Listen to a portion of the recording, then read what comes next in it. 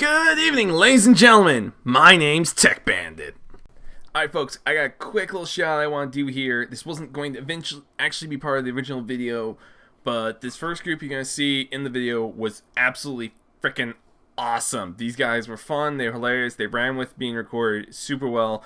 Massive shout out to these guys. I just wanted to put that in here really fast. Now onto the video. Welcome back to the World of Warcraft, ladies and gentlemen. Alright folks, this is the leveling and a bit on dungeon leveling. I'll actually have a supplemental to this video as well as two different follow-ups. We'll have one on the individual classes and another on dungeon leveling. Those, I wouldn't split those up normally, but this is really just kind of a quick touch-up, and I realized that I only have like a handful of weeks left before the Warcraft movie drops, and that's going to be a lot of people who could really use this, so I'm going to get this up in advance. Alright. Leveling. So many great memories of some really interesting quests. I'll say this. WoW has had, again, I started in the Burning Crusade, so I had some very good leveling instances and some really bad ones too. And let me tell you, that's something.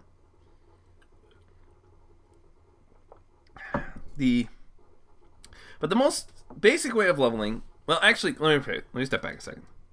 The fastest way to level is questing. You can in theory do it via a dungeon finder, but really, the secret to truly fast leveling is this. Play what you want. It sounds like such a simple statement, but it's arguably the truest statement I can make in this video. And it's mostly because if you love what you play, you will play it. If you play it, you're going to get things done, you're going to level. If you hate what you play, you won't play it, and thus nothing will get done. Again, it's one of those really simple concepts, but it's what you got. I mean, it's really all you have to work with. You level, you have fun, you keep playing. You will level so much quicker. So again, if you want to play a particular class, find the spec you want to level with and go with it.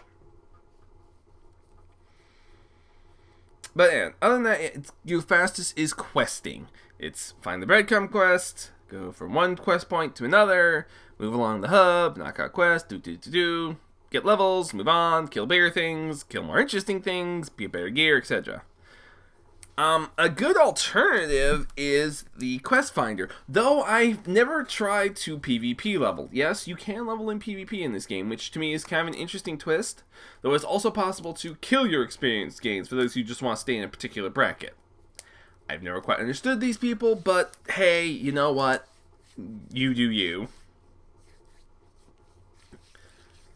So, other than that, there is the Dungeon Finder, the Looking for Group tool. And while some people will claim it's made the game really easy, I once spent 6 hours as a healer class, one of the rare classes, waiting for a dungeon group because we couldn't find everybody. Trust me, it's much better than it was. Don't listen to those people. They're looking at it through rose-tinted goggles a little too hard. But the dungeon leveling does have its own downsides. I guess this is a good point. Good enough transition?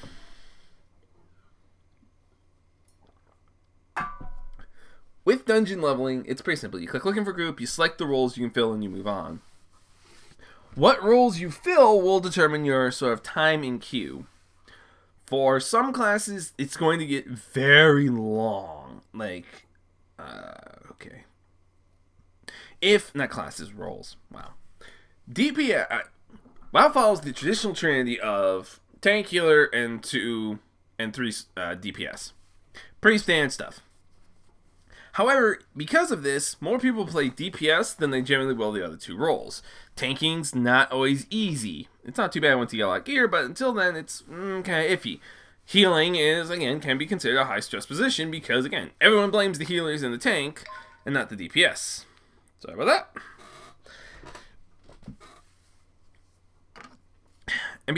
And that's part of the issue. If you're leveling as a DPS class, you're only going to be able to do that role, which is going to take longer, especially as you level up more, because people will generally be leveling ults at any given point. But just be forewarned, it does take time. see what's next. So, and again, this is somewhat alleviated once you hit level 30 and you can dual spec. If you can figure out how to run a tank spec, run tank spec if you plan the dungeon run. Then you can have a DPS spec to work with the rest of the time. It's actually a lot of fun. I've done that a couple of times. But I guess at this point, we need to get into the classes. There are 12 classes in the World of Warcraft. Okay, correction. There will be 12. Right now we only have 11. The 12th one won't show up till August, which, depending on when you're watching this video, may be past. So, yeah, we'll cover all 12 as it stands. I'm going to cover them in regards to what they can do in dungeon runs, just because it makes it a little easier and gives me a pretty easy breakdown path. Now, again, this is sort of a general overview on the class, not what they do in particular. That will be another video. This is more just to get you guys a little more familiar, a little quicker out the door. We're going to start in the front and work our way towards the back, going with tanks, followed by healers, DPS, and then finally hybrids. The reason hybrids get their own category is a lot of them can cover a great deal of the same area. For example, a hybrid defined here is someone who can literally fill all three roles, a tank, a healer, or a DPS. So it makes little sense to stick them in just one category when they can, in theory, cover them all. But starting with the tanks, we have the warrior. The only original class that was a pure tank class. Warriors are a sword and board. They've got a sword and, sword and shield, for those who aren't familiar with that term. And they're a lot of fun. They're a more reaction-based class, if my memory serves properly. Again, all this is bound to change come Legion, so I'm not trying to put a lot of hardcore down until I actually sit down and get some research in, which really isn't necessary for this video. It's more to give you an idea. Their secondary specs are Arms, which is a big two-hander spec. It's very mobile. Generally, they're PvP spec. And Fury, which uses either two one-handed weapons or two-handed weapons. Don't ask me how they pull that off. I haven't figured that out myself. And of course, Protection is the third spec, which is their tanking spec. A lot of fun. I've rolled a couple of warriors. They use Rage. Only class that's their base. So, fun class. I met a lot of warrior tanks, so say that you will. It's always a class that's in demand. Ironically enough, that's the only original one. The rest are actually from later expansions. Ironically enough, they're the hero classes. Next up is Death Knights. These guys tank using the Blood spec, and are very much focused on a lot of self-healing. Blood Death Knights can survive things you would not believe, simply because they have the ability to heal and keep healing and shielding themselves. And they heal, shield, heal, shield. It's crazy. Their other specs are Frost, which favors big, high-powered attacks, either with a two-hander, or technically, I know this one for a fact, come Legion, they will be dual-wielding, and it'll be fun to see how those changes go, but a lot of fun there, too. I've rolled several Death Knights over the times. I always sit down and I change server, and like, oh, roll a new Death Knight. Then it's like, oh, wait, I still have that other guy, don't I? Oops. But that can be a lot of fun as well. Rounding out the package is Unholy, which is a sort of pet-based class. They focus more on use of their diseases to deal the bulk of their damage, with the pet lending assistance. Finally, we have the newest hero class of the game, the Demon Hunter. Demon Hunters only have 2 specs, which is strange. Every other spec has 3, except Druids who have 4, and we'll cover them when we get to them. But for the most part, yeah, Demon Hunters are unique in the fact they only have 2. They have a damage spec and a tank spec. And I am honestly going to draw a blank on... okay, Demon Hunters. Oh, where'd you go? Demon Hunter, here we go. Sorry, I literally, it's like, it's Havoc and something else. And I honestly have no idea what it is off the top of my head. Give me a sec, I got the... oh, boy. And, here's Vengeance. Havoc and Vengeance. How's that for some titles? But yeah, they are the only other pure tank class in the game. The rest are all hybrids, which can say there are 3 hybrid classes? Yes, 3 hybrid classes. It's a little strange, but that's how it goes. Again, I don't have as much, no hands-on experience at this time with the Demon Hunter class, so what it is what it is, but they're looking interesting. I know they can double jump. Taking a step back to those keeping them alive, we have the healers. Now there's only two pure healing classes. We have the Shaman And shamans are kind of fun. They focus on the use of totems and elements. It's always been sort of mythos. Thrall is a shaman, to give you an idea. I'm trying to think if anybody in the Warcraft movie would fall into shaman. I don't think so off the top of my head. But who knows? Maybe they will be one. I haven't seen the movie yet, obviously. Shamans have always had this big mix of tricks when it comes to being a healer. They heal a big area fairly well, but their real strength is their totems, which have changed a number of times over the years. Their secondary specs are, additional specs are enhancement, which is almost a sort of melee caster. They dual wield and just get right in the enemy's face. And they have a lot of strike attacks, but these lead to various spells they cast. Which also, ironically enough, is getting Doomhammer come Legion. It's like Doomhammer, one of the biggest weapons in the game, and they're giving it to shamans. Go figure. Rounding that package off is the Elemental Shaman, who, as the name would suggest, uses elemental magic to deal damage. Lightning bolts, bursts of lava, chain lightning, all sorts of fun odds and ends. The other class is the home team advantage, and that's my favorite class, my personal class, the Priest. Priests are... I've mained a priest for... 10 years now? Yeah. So I know the priest class fairly well. Priests have not one but two healing specs, though they heal very differently from each other. Holy is sort of this jack-of-all-trades healing spec. They deal some damage, some of its damage. They have arguably the largest number of heal styles in the game. They have some area effect healing, they have some healing over time, they have some direct healing. But because of this, they don't have a particular strength. They're good just about everywhere, but lack the power of a single strong style, which is fine. This is just how they do it. That said, you'll find these make great raid healers, as they do possess a great deal of AoE, and they can spot heal quite nicely. In contrast, the disc healer is the opposite side of the equation. These guys generally focus very well on a single target. Actually, they shield a target very well, and they are actually almost a damage class, traditionally seen in player versus player combat. Rounding out the package is Shadow, which is this, compared to the Warlock almost, deals a lot of damage over time and a focus on. Again, we're seeing this shift some, so your mileage may vary. Then we have the DPS classes. There's only, let's see, 1, 2, 3, 4. There's only 4 of them. They are the Warlock, which has Affliction, which is focuses on damage over time. This is a very slow burn class, but it burns constantly, so it balances very nicely. Demonology, which, as the name might suggest, focuses on demons and pets and all that. A lot more support. Very fun leveling spec, I will say that. And Destruction. Destruction focuses more on its direct damage spells, and I just realized how little time I have. Sorry.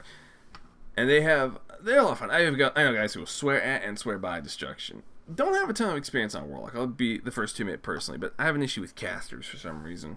I haven't quite figured it out. I can play healer all day though. The bane of every cloth wielder in player versus player is the Rogue.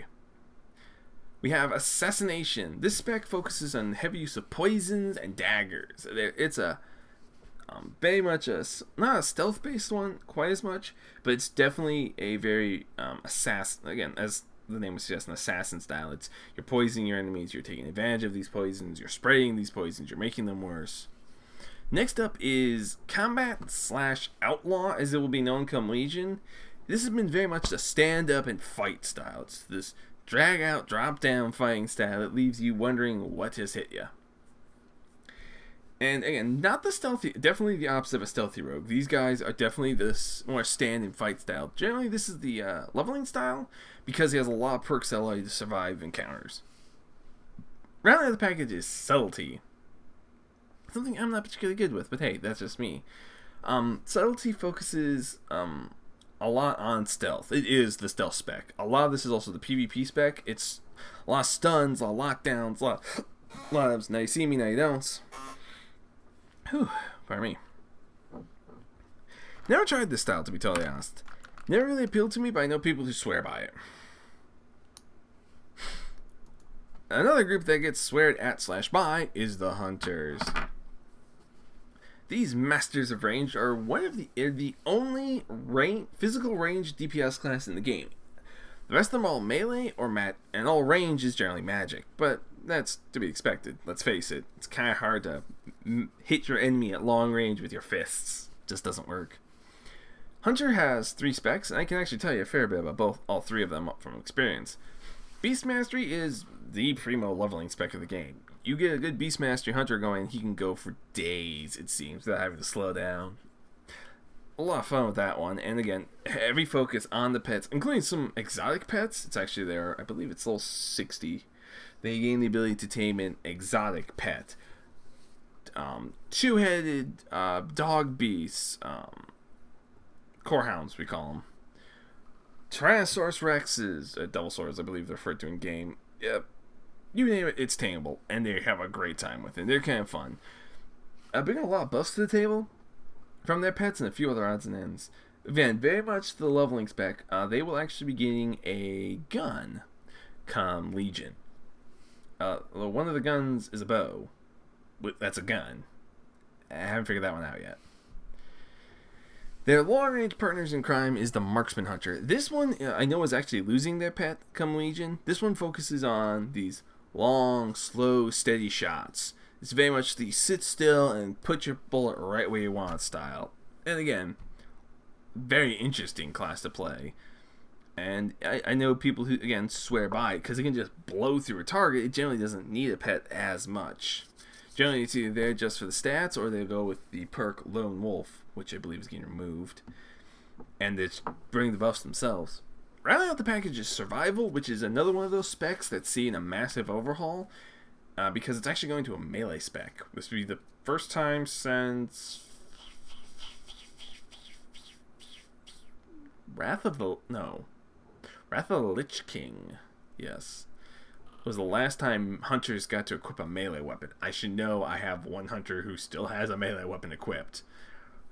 And that'll be fun to see how that turns out. Again, they also will be using a pet. Rounding out this group of 4 is the Mage. Mages have 3 specs. They all kind of do things a little differently. Arcane focuses on, I know they use Arcane Missiles, Arcane Explosion, Arcane Blast, and it's a lot of the build up and maneuver. Arcane definitely doesn't have as much. I'm actually kind of digging again. I don't have a lot of mage experience. I remember Arcane focuses more on, what does Arcane focus on now I think about it? Arcane's major focus is on a set of abilities. Here we go. Arcane Blast, Arcane Charge, Arcane Barrage, and Arcane Missiles, with a focus being on mana overall. Their mastery is increases all spell damage based on X, depending on amount of mana unspent.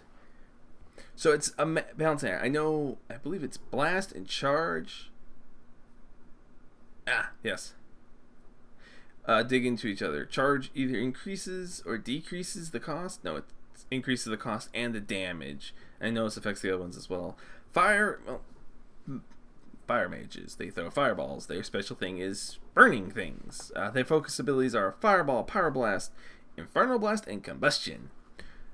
I've heard both sides on that one. Some people swear by Arcane, some people like the burn from fire mages. I know frost mages are primarily PvP mages I've seen. Now, I'm not saying it's only frost mages, but I know I've seen them just wreck things. They have the ability to lock down people using like Frostbolt, Fingers of Frost, Ice Lance, all sorts of odds and ends that just can do this amazing lockdown. It makes it so hard to get to. Trust me, from being on the receiving end of that, it's not fun. But that rounds out the damage dealers. Now all we have left are the hybrids. There are 3 hybrids in the game. The Druid, the Monk, and the Paladin. Monks were added in Mists of Pandaria, but they are considered a base class. Druids have, as I mentioned earlier in the video, 4 specs. Again, this makes them unique among the classes since every other class only has 3. You have Bounce. Bounce is the Boomkin form, as I will always know it as. Boomkin, Moonkin, Oomkin. Yes, all of them. They're officially Moonkins. Boomkin is the more popular term, or Laser Chicken. I've heard them called Laser Chickens a number of times. I have played one in the past. They used to use the very interesting back and forth system using eclipses. You'd cast one way and then cast the other once it powered it, and then you just kept going until it was time to turn back around. I believe that is getting changed come Legion. I don't know all the fine details though. Next up is Feral Kitty form. This is almost a roguelike stealthy form that has your character in a cat prowling around and jumping things. Focuses heavily on bleeds. I remember that much. I have played the Feral Druid several times in the past, actually. Very fun class to play. Unfortunately, there is one twist. I think what's their change for them. I don't know what's changing for them. I do know that a lot of their artifact weapon will actually give their physical appearance a change, which is kind of cool. Guardians tanks. They're the bear form. They are the other original, one of the other original tanks, and the only one that didn't have a sword and shield at the beginning. They focus more on heavy armor, high health pools, and just being able to dodge and take a ton of punishments. I had a druid tank, I think, with over 1 million hit points at one point, which is really freaking high for a tank. But again, he couldn't block, so he had to dodge or just take it. This leads to the final one, Restoration. These druids are tree druids. I don't actually think I think they can turn into a tree, but it's no longer long term. I miss old tree form. It was kind of cool. It's the treant form, for anyone who wants a visual idea what it looks like. These guys, the masters of the heal over time. They can do a little bit of everything. All the healing classes can do a little bit of everything. But the specialty for them is just being able to heal over. I mean, it's... You sell all them down, you might as well pull out a magazine and read an article, because no one's dying while those dots are running. Very fun class, and again, that raw versatility just means you never have to worry about a lot of alts. I'm just going to switch spec and change entirely how my class plays. I think they're kind of the inspiration for some of these changes we're seeing come Legion, where each one is distinctly different. Paladins are... Okay, what's this? I have a paladin. I almost have him to cap. He's been at cap several times for me. Paladins are very much a heavy class. Plate mail, sword, shield, unless they're Retribution, which is just a two-hander. I guess we'll start there. Retribution Paladins are these big two-handers. They're getting the Ashbringer come Legion. Very heavy focus on a single target, but they just tear through what they have. And again, a lot of survivability just because they have a lot of healing, some extra shielding, a few other twists. You never go wrong with playing a Paladin. Their brothers in arms, or armament at least, is the Protection Paladins. These guys, my main's a prop Paladin. Very much a methodical rotation-based class, which can be dull for some, but it's kind of nice to know that I'm going to press this button, and then this button, and this button, and then I've got all these bubbles I can work with. Again, sword and board, a lot of fun there. I believe they are getting some several overhaul changes. It'll be interesting to see how that works out for them. Rounding out the package is the Holy Paladin. Masters of the single target heal. I don't think anybody can really match them when it comes to the ability to heal just a single target. But that's a lot and again, that's a lot of fun if that's what you're looking for. I know in Legion, their main talent is they're getting a perk that increases the healing based on how close they are to their target, which means we may actually see them become almost melee fighters to heal with the melee class. This, of course, leads to the... before the Demon Hunters drop, the newest class, the Monk. Monks come in 3 flavors. Brewmaster, which again is what I run as my Monk, are very well, if you ever watched the old Drunken Master movies, kind of like that. It's a class about dodging big attacks and hitting back. It's almost an more aggressive tank, but there's a lot of buttons involved. It's, okay, now I press this button, so I have this buff up, boop, boop, boop, boop, boop, boop, boop, and it's like, wait, when they die? I lost count. I have to look these other ones up. Mistweavers. I'm trying to figure out. Mistweavers, I want to say, have a little more channeling to them. They do, it's a lot really good stuff. But a lot of their stuff is focused on channeling targets. They don't have as many strong single heals per se, but they can do a lot of interesting things. I've never actually played a Mistweaver. Maybe that's one of the things I need to do as a hobby. Just, something fun to do. This, of course, leads to a DPS spec, the Windwalker. Windwalker, it's a martial artist. punch things, kick things, knock things legs out from under them. They focus on moves such as jab, tiger's palm, blackout kick, which for them allows them to increase their overall damage onto the target. Actually, I believe there's a few others. And then Fists of Fury, which is this stun that leaves you rooted. So be very careful. That one has backfired. And that's everything. And I do believe... And, whew, holy cow, this one's going to be a long video. But that is a brief, very brief, and yes, I do mean that when I say it, overview of the classes. I better wrap this up real quick, or this video is going to last way longer than I want to. Ladies and gentlemen, my name's Tech Bandit. I wish you all good luck, good hunting, and safe travels. I'll see everyone in the next one, and we'll hopefully be able to wrap this up a bit more.